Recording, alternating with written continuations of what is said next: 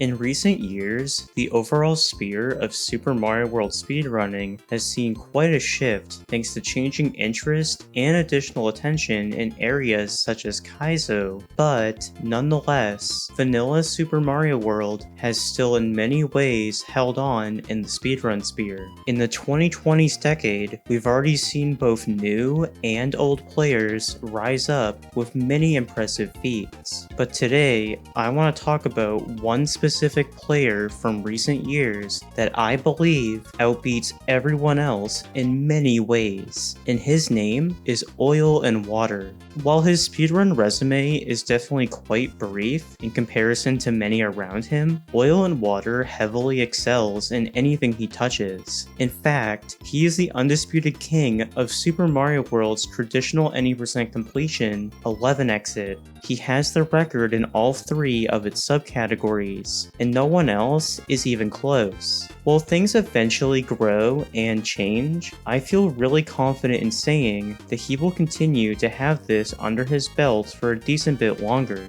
as no offense, but his competition in many ways is light years behind him. In fact, everything I'm about to talk about today was achieved within the span of about 2 years, and by far his most impressive ones only within a single year. Strap in, cause let's talk about how no other speedrunner can currently touch what Oil and Water is best at. For today's story, it starts back in March of 2022. This is the earliest upload that can currently be found on Oil and Water's YouTube channel. His channel starts off with a few personal bests in the self-explanatory category extension All Fortresses, as well as some individual level runs, and also an impressive time in the very competitive Warpless category No Star World that if submitted would have been all the way up in the top 25. You may realize for a lot of this that his times aren't on the leaderboard until far later on, so be aware of that going forward when I show leaderboards. The Mario World category I will be talking about the most though is 11 exit, the fastest way to beat the game via Nintendo's intentional Star World route. We will first be talking about the glitchless variant. He shared his splits of his first ever attempt in the category on April 2nd, and would have had a place around the 150s, which for as popular of a category as 11 exit, that's quite impressive.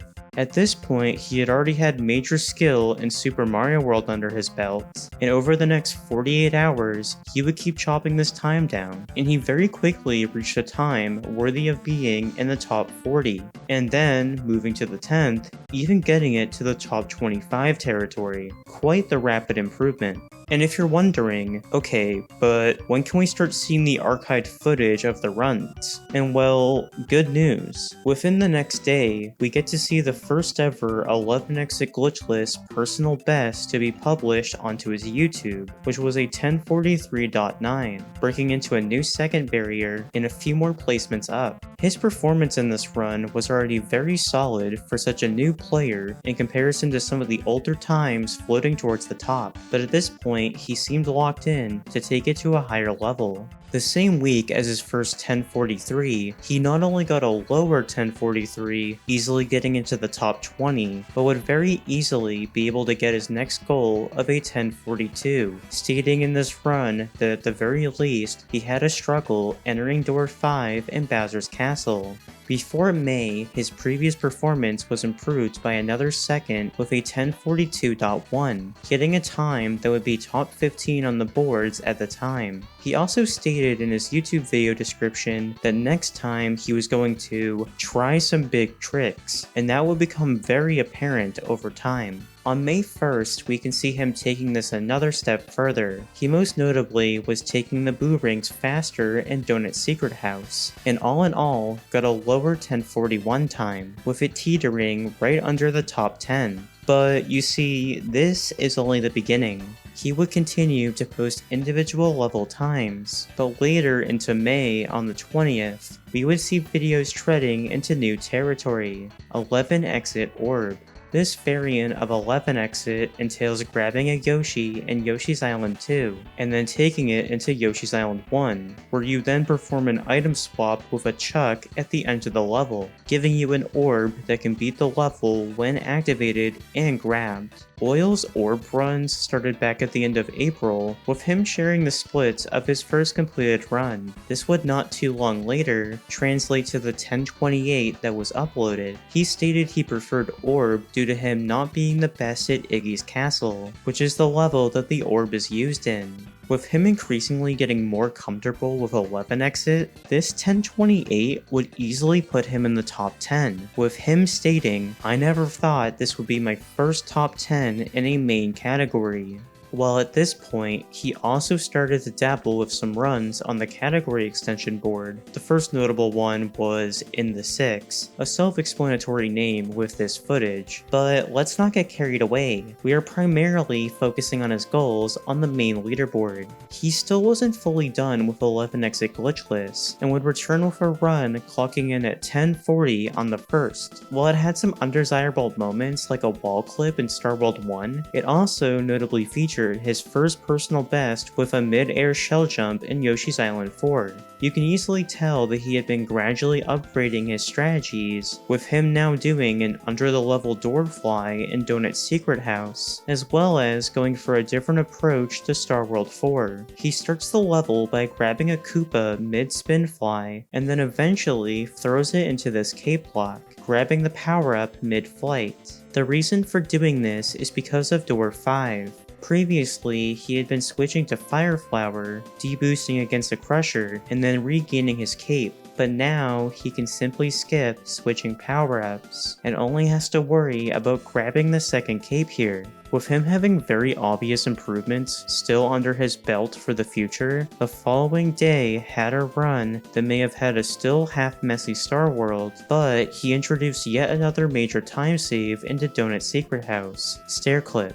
This time save was enough to give him a 1039, making him the 7th person to break the 1040 barrier, and gave him his second top 10 placement. Oil wasn't sure how much further he wanted to push this run, but at this point, it was obvious he was a new major force that was hard to keep up with, and all he could do is get better and better. He pursued Orb further and had a 1027 on June 8th, but if we fast forward to the 16th, we would see an even greater improvement, a low 1025 time. While the run here is still far from perfect, things like a great Star World and a faster Orb strategy in Yoshi's Island 1 gave him his first top 3 position. With Orb and Glitchless being mostly the same in terms of the full runs, he was still juggling both of these at the same time. He continued his hot streak and would not too long later improve his 1039 a bit in Glitchless, which would inch him into a top 5 position here. This would lead into another cycle of him posting more and more individual level runs. And I think my favorite video posted from this time period is one of Donut's Secret 1, where he was practicing his consistency to get an optimal in-game time here, 258.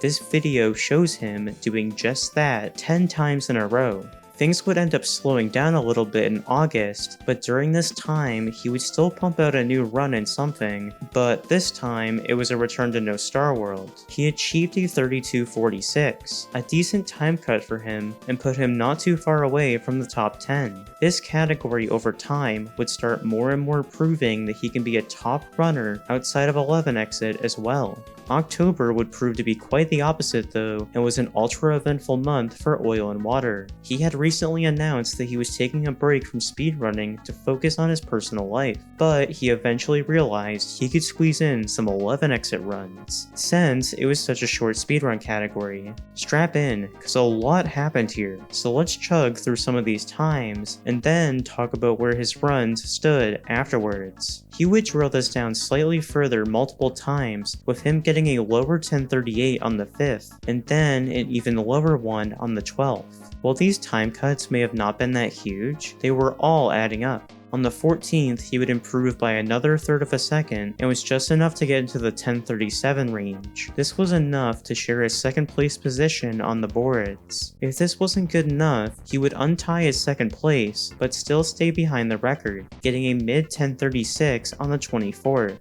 By this rate, his runs were looking more polished than ever, with the description of this run stating, "Very satisfying run." During the month, he non-surprisingly was tackling the orb variant at the same time as well, and he had picked up a low 1024 on the 18th, and then a high 1023 on the 19th.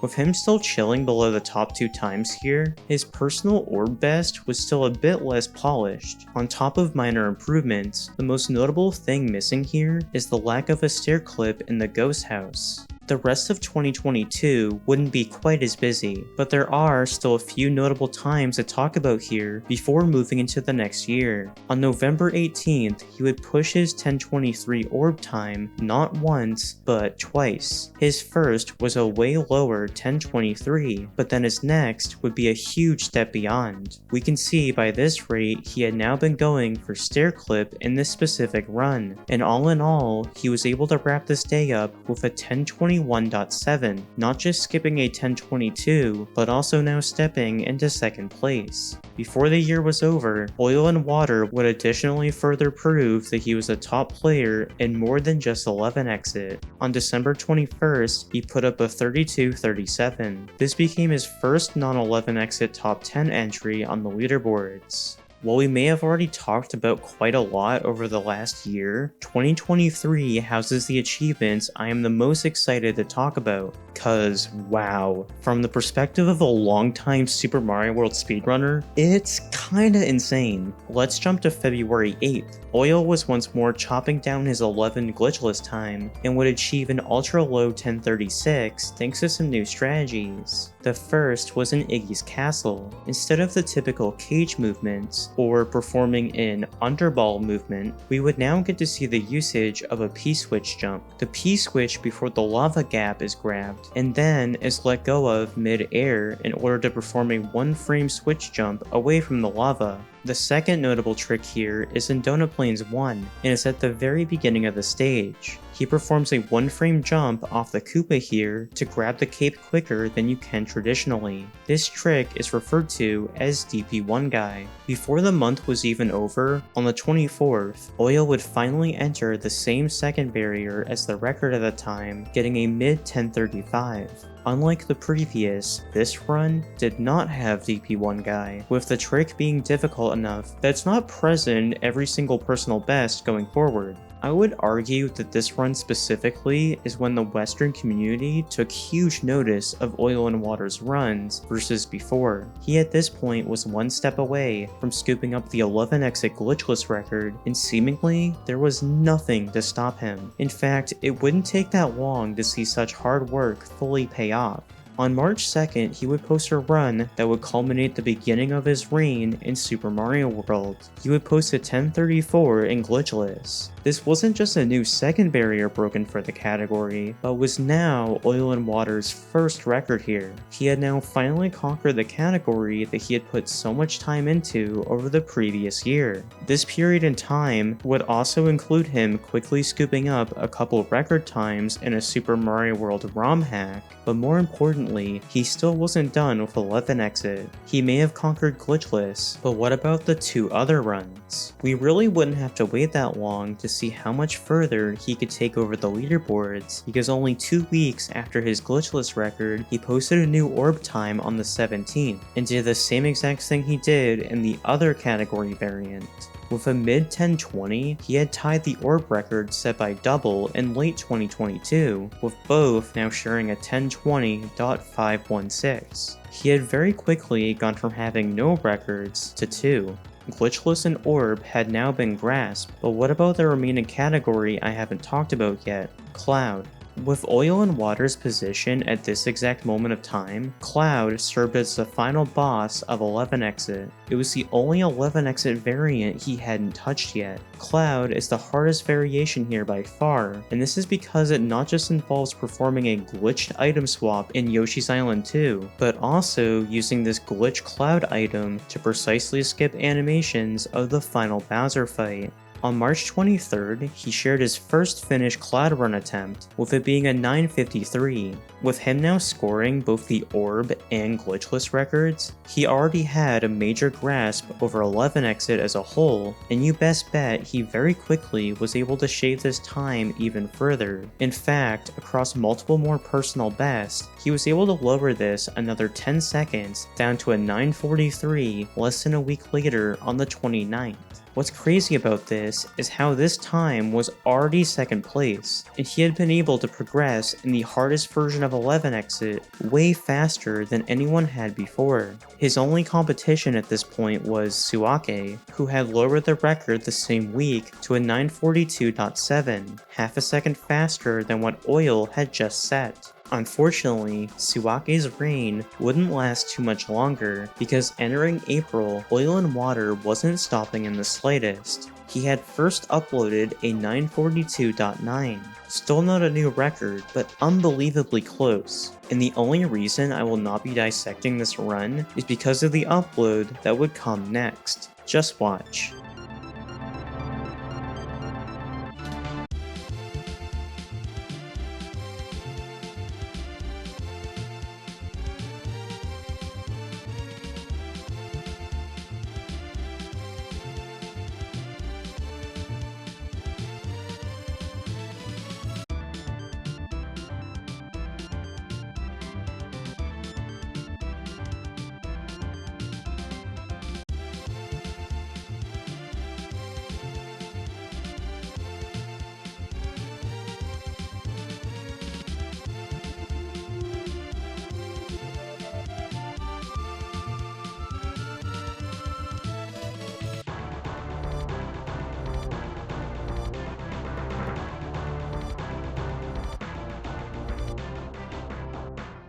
A 9:42.7, being only 5 frames faster than Tsuake's. He had not only taken over 11 exit Cloud, undeniably the hardest 11 exit run, but now had a complete leaderboard sweep over all 3 11 exit leaderboard variants. This ushered in a completely new era for 11 exit Cloud, and if you thought he was anywhere close to done, then you'd be quite foolish to assume so, because he was quite determined to destroy this run beyond anything previously imaginable. Both Tsuake and Oil and Water's 9:42 times included many strategies I've already mentioned, such as stair clip, yet missing future time save such as the P-switch jump in Iggy. But Oil would take this run to a new level. Before I explain to you what he did next, let me give you a quick insight into how quickly 11 exit Cloud has developed in regards to new milestones. Back in September of 2019, Lost Core became the first ever person to throw stair clip into a Cloud run, which made him not just a new record holder, but the first to get a 9:43 here. It would take almost 3 years for Tsuake to top this with a 9:42 time thanks to further optimization. So you may wonder, how long would it take to get into the next second range, a 9:41? Well, quite the opposite of 3 years, that's for sure. On the 4th, he did share an attempt that died in the Bowser fight, but it wouldn't take that much longer to truly see some more progress. We would only have to fast forward another 2 days. This takes us to April 6th, where he had a run that may have failed the shell jump in Yoshi's Island 4, but he did finally take a strategy that he had already dabbled with in glitchless, P-switch jump. He was able to stay right on top of his recent 9:42 record, and with a nearly 1 second improvement to his Bowser fight, it very easily gave him a mid-9:41. He had not only just recently conquered every single 11 exit category, but he was left and right breaking major milestones at the same time. So that's the end of the story, right? What else is there to even talk about? Well, this is Oil and Water that is being mentioned, and I made this video for a very great reason. He's built different. Scooting over to the 11th, he once again would share splits showcasing how much time he can still save versus his already monumental world record improvements. Before I start explaining why there's so much time save here, only half an hour later, he would carve out yet another piece of Mario World history. He posted splits of a 940, now being the second barrier. That's funny to say. Anyways, that he can brag about breaking. His time save in World 1 stemmed from the previously mentioned Yoshi's Island 4 shell jump, as well as in the very first stage, Yoshi's Island 2. I've glossed over this stage for the most part, but there's an immediate time save here that can be scooped up when grabbing Yoshi for the cloud glitch. If you hit the Yoshi block with Mario's head and a shell here on consecutive frames, you will hatch Yoshi twice as fast as you normally would. This is simply called Fast Yoshi. Thanks to these two tricks, he was already on a pace to break past the 941 range he had just recently entered. Once more, this was really a case of him just having to maintain his lead throughout the entire run, and after finally being able to do that, he put up a 940.9. In just the first 2 weeks of April, he not only just gathered 3 improvements to the 11 exit cloud record, but had improved it by around 1.8 seconds, which for such a short optimized run as this is seriously insane. Before Oil and Water did this, I don't think anyone could have predicted such a thing. To once more put this in further perspective, it previously took over 3.5 years to lower the record by the same amount of time Oil and Water did just in April of 2023.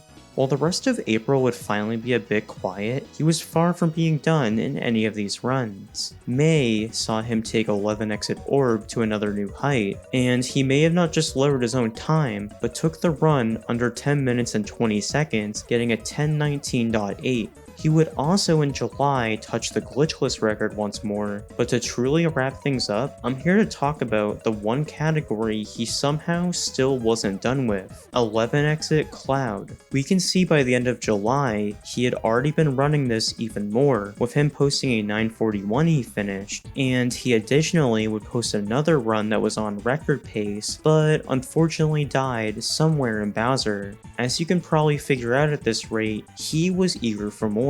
On August 5th, he posted a 940.4, another half a second improvement. The major time save here once more stemmed from Yoshi's Island 2, but for a completely different reason. Instead of just fast Yoshi, he was also executing a faster item swap that allowed him to grab the glitch cloud power up quicker than ever. For comparison, this is what he had been doing before. He would about a week later on the 11th put out an even lower 940. His hard work to squeeze out frames in crucial sections such as Donut Secret 1, Star World 1, and the Bowser fight had really paid off, but it wouldn't be until the 17th until we get what I would consider the magnum opus of Oil and Water's speedrun career. I think I should just first show before actually explaining.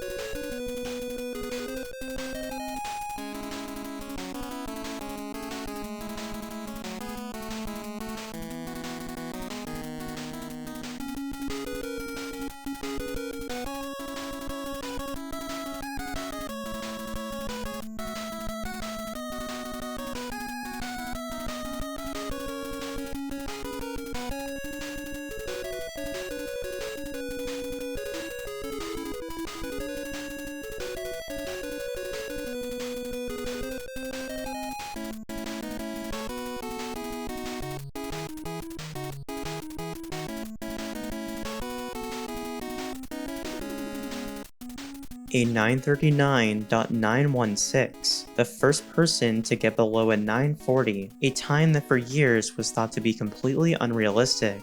It reminds me of an old and outdated human theory task from SethBling that was a 939, and everyone thought back then that a human couldn't match that. It was seemingly impossible back then. What a huge shift over time. I'd say the biggest flex of all is him not even getting fast Yoshi, which is a half a second time save. Anyways, reminder that entering the year, the record was a solid 3 seconds slower, and Oil and Water hadn't even tackled running Cloud yet.